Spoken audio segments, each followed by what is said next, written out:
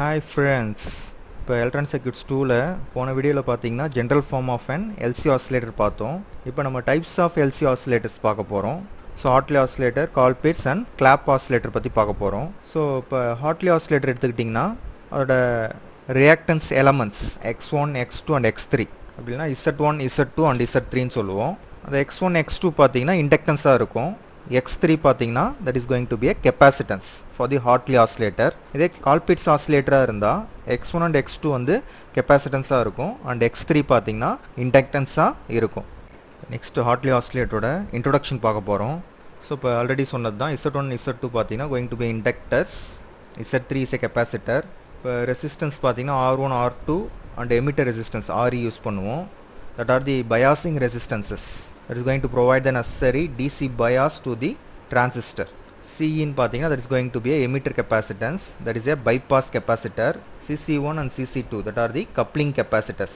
இதில் feedback network use பண்ணுவோம். அதில் பார்த்தீங்கன்னா ரெண்டு இண்டக்டன்ஸ் ஒரு capacitance யூஸ் பண்ணுவோம். that is going to determine the frequency of the oscillator, that is going to find out the frequency of the oscillator. இப்போ Hartley oscillator definition பார்த்தீங்கன்னா LC oscillator which uses two inductive reactances and one capacitive reactance in its feedback network, that is called Hartley oscillator. To be a transistorized Hartley oscillator, amplifier stage il dhaan pathina we are going to use the active device as a transistor in a common emitter configuration. Already in the resistance la paathathu dhaan biasing resistance R1, R2 and RE. CE bypass capacitor, CC1, CC2 that are the coupling capacitor. So common emitter configuration, that is going to provide a phase shift of 180 degree. இப்போ emitter பார்த்தீங்கன்னா கிரவுண்டாக இருக்குது. அப்போ base and collector voltages are out of phase by 180 degree. இப்போ பார்த்தீங்கன்னா L1, L2க்கு சென்ட்ரா that is to be grounded. அப்போ பார்த்தீங்கன்னா Appar end becomes positive, that is L1, and lower end becomes negative, that is L2, and also vice versa.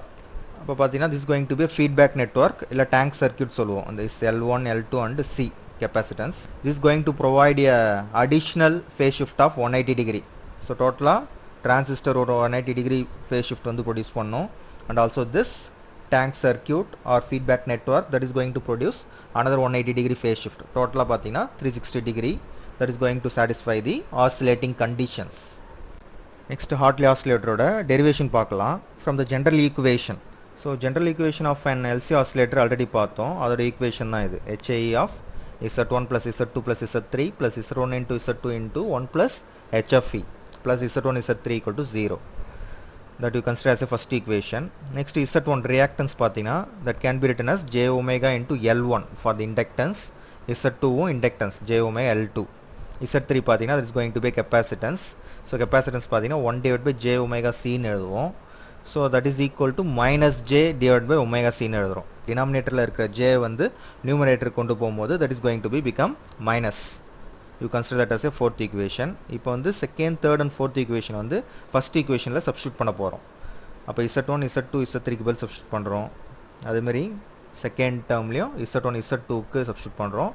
Z1, Z3க்கு வந்து third டேர்மில் we are substituting. நெக்ஸ்ட்டில் பார்த்தீங்கன்னா j omega into HIE.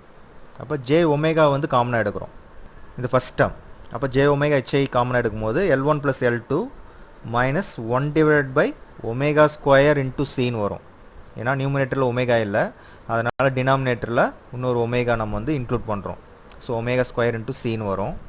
So next டேர்மில் பார்த்தீங்கன்னா j into j square நம்மளுக்கு தெரியும், that is equal to minus 1. So minus omega into omega square L1, L2 into 1 plus HFன்னு வருது. அடுத்த டேர்மில் பார்த்தீங்கன்னா j இன்ட்டு மைனஸ் ஜேன்னு வரும்போது j ஸ்கொயர் வந்து மைனஸ் 1, அப்போ ஆல்ரெடி மைனஸ் இருக்குது, அப்போ minus of minus plus omega L1 divide by omega C equal to 0ன்னு வருது. ஒமேகா கேன்சல் ஆகிடுது. You consider that as a next equation. So next to find out the frequency of oscillation. So இப்போ பார்த்தீங்கன்னா about டேர்மை வந்து that imaginary part to be 0. So that is first term. அப்போ பார்த்தீங்கன்னா L1 plus L2 minus 1 divided by omega square C equal to 0. You consider that as a fifth equation. இப்போ next frequency பார்த்தீங்கன்னா that is equal to omega divided by 2pi. அதாவது omega நம்மளுக்கு தெரியும் 2pi f. So from the equation 5 அப்போ L1 plus L2 இந்த 1 divided by omega square C வந்து right hand side கொண்டு போகும்போது மைனஸ் வந்து ப்ளஸ் ஆகிடுது. நெக்ஸ்ட் பார்த்தீங்கன்னா omega square C that is equal to 1 divided by L1 plus L2ன்னு எழுதுகிறோம்.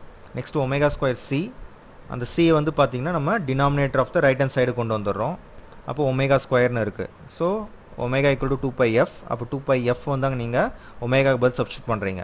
அப்போ 2πf whole square that is equal to 1 / L1 + L2 into சின்னு வருது. அப்போ அதை வச்சு நம்ம frequency of oscillation F find பண்ண போகிறீங்க. அப்போ ஹோல் ஸ்கொயர் இருக்கிறது நம்ம வந்து ரைட் ஹேண்ட் சைட் கொண்டு போகும்போது that is going to be a root of L1 + L2 into சின்னு வருது. ஸோ அந்த 2π நம்ம again right hand side denominator கொண்டு போகிறோம். அப்போ F equal to 1 / 2π square root of L1 + L2 into சின்னு வருது. So already L1 + L2 that is equal to L equivalent.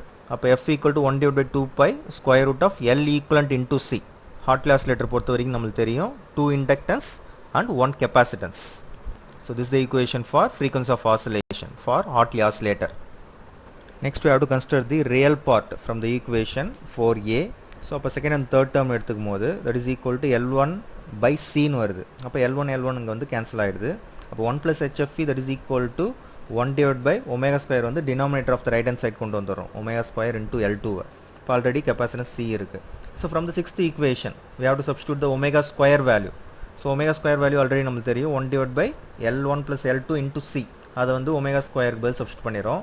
Already வந்து L2 into C வந்து நம்ம நியூமரேட்டர் கொண்டு போயிடும் of the left hand side. இங்கே பார்த்தீங்கன்னா C கேன்சல் ஆகிடுது. ஸோ அதேமாதிரி 1 / L1 + L2 into C வந்து நம்ம நியூமரேட்டர் கொண்டு போயிடுறோம் ரைட் ஹேண்ட் சைடுக்கு.